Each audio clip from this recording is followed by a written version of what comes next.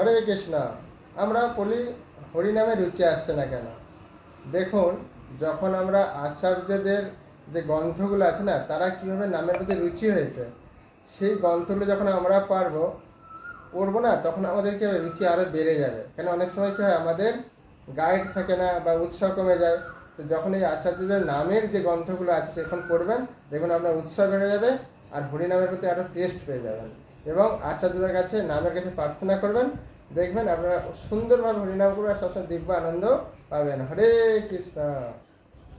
আর কি করতে হবে, যখন আমরা হরিনাম করবো শুনতে হবে। যখন শুনবো না, আমাদের ভিতরে যে কাম, ক্রোধ, অহংকার, লোভ, এগুলো আস্তে আস্তে সব দূর হয়ে যাবে। তখন কী হবে, আরও আমাদের নামের প্রতি প্রেম এসে যাবে।